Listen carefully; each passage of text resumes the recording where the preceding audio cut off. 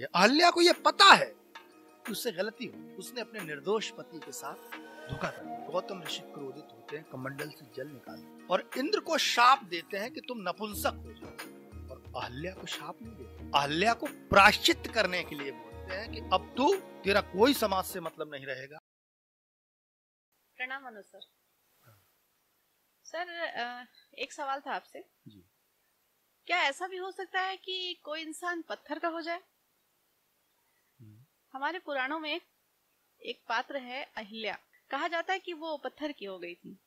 उनके बारे में जरा विस्तार से आप जानकारी दें। वंदना जी, आपका स्वागत। अहल्या का जिक्र जो है श्री वाल्मीकि रामायण में आता है और बहुत सारे ब्राह्मण ग्रंथों में आता है। आपका प्रश्न है कोई इंसान पत्थर का कैसे हो सकता है। तो हमारे यहाँ जो तमाम सारे गाने आते हैं, कविताएं आती हैं, इसमें दिल पत्थर का हो गया है, ऐसे हम लोग कहते हैं कि मेरा दिल की जगह पत्थर है जी। तो एक्चुअल में दिल की जगह पत्थर होता नहीं है, उसका मतलब है शून्य हो जाना, बाहर का आवरण इतना मजबूत हो जाना कि बाहर दुनियादारी की कोई चीज उस पर प्रभाव न डाले। तो अहल्या का जो पत्थर होने का मतलब है वो ये नहीं है कि वो पत्थर की शिला बन गई थी। ये क्या होता है, दरअसल ग्रंथों के साथ बहुत सारे लोग रूपक नहीं समझते हैं। जो काव्य की रामायण और महाभारत ये मूलतः काव्य ग्रंथ है। काव्य का एक रूपक होता है, उसमें जो बात कही जाती है वो तमाम सारी रूपकों के माध्यम से, बिंबों के माध्यम से कही जाती है। लेकिन जब आप उसको अंधश्रद्धा में डूब जाएंगे, उसकी जो कुछ एक एक शब्द लिखा है उसको यूं ही समझेंगे, है ना, तो वो आदमी पत्थर का हो गया। अब आप ये समझेंगे यहाँ पर लिखा है कि पत्थर हो गया मतलब पत्थर हो गया। अहल्या की कहानी जो है वो कुछ इस तरह से है।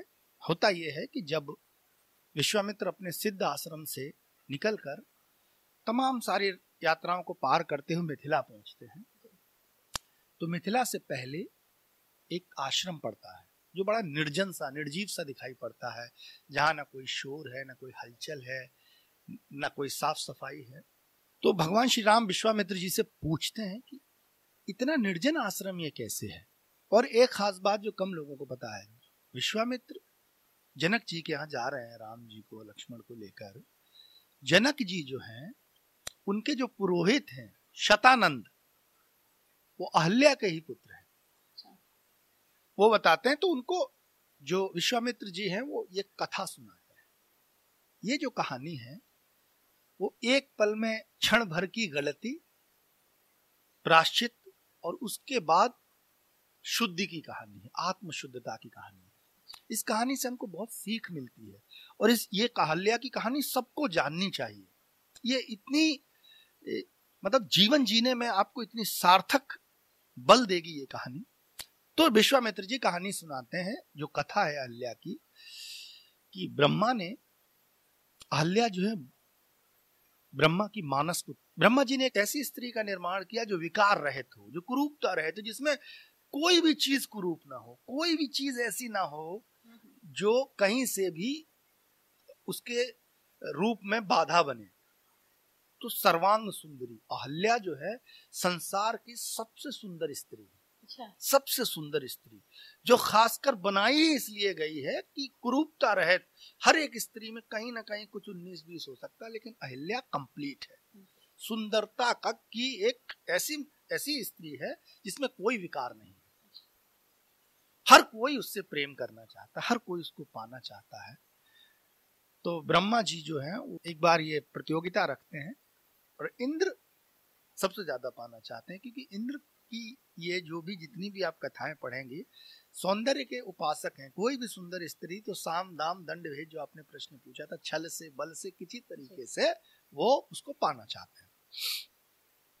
तो जब सारे देवता मुग्ध हो जाते हैं, हर कोई उन्हें पाना चाहता है, यक्ष, गंधर्व, ऋषि, देवता, सब कोई पाना चाह रहा है, नाग, असुर। तो ब्रह्मा जी एक प्रतियोगिता रखते हैं कि भैया ऐसा करो, जो इस पृथ्वी के सबसे पहले चक्कर लगा देगा या तीनों लोग के चक्कर लगा देगा, इस तरह की एक प्रतियोगिता रखते हैं, उसको अहल्या उसी की पत्नी होगी। तो इंद्र के पास तो 50 संसाधन है, तो सबसे पहले इंद्र लगा के आ जाते। चंद्रमा भी अहल्या को प्रेम करते हैं।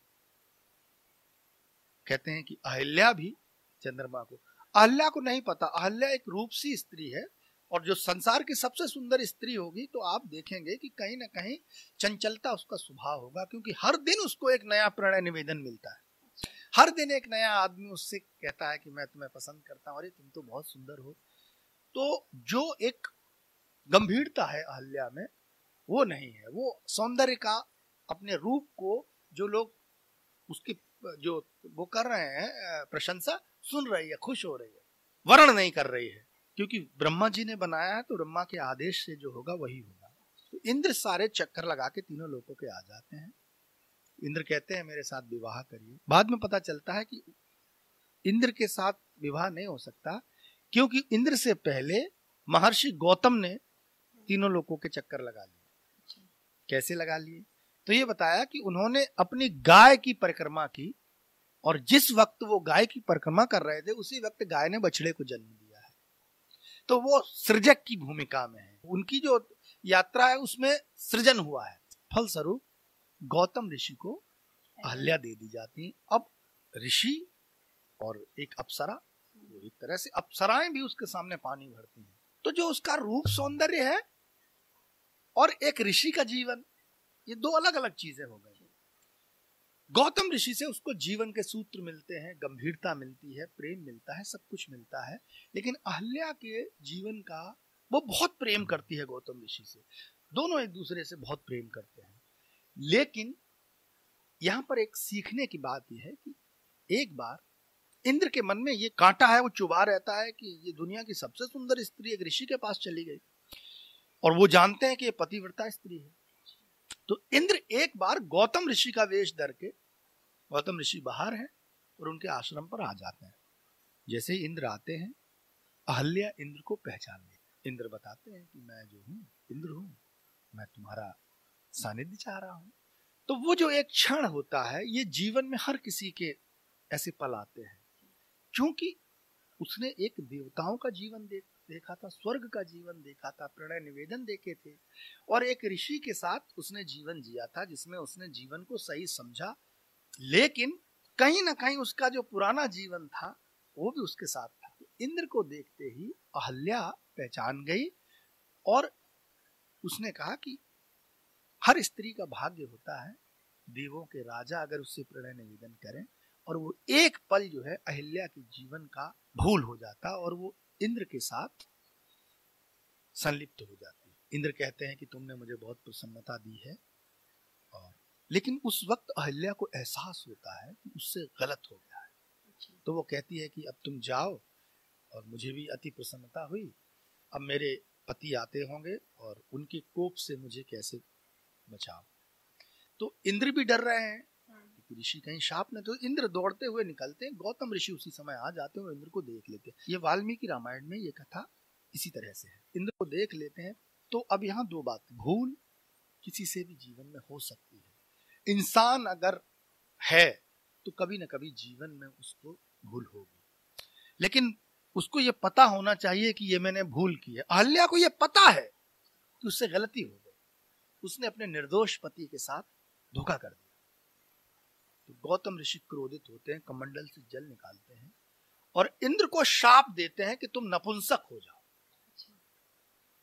और अहल्या को शाप नहीं देते, अहल्या को प्रायश्चित करने के लिए बोलते हैं कि अब तेरा कोई समाज से मतलब नहीं रहेगा, तुझे यहां से ना भोजन दिया जाएगा। अगर तुझे लगता है कि तुमने गलत किया है तो अपना पश्चाताप करो।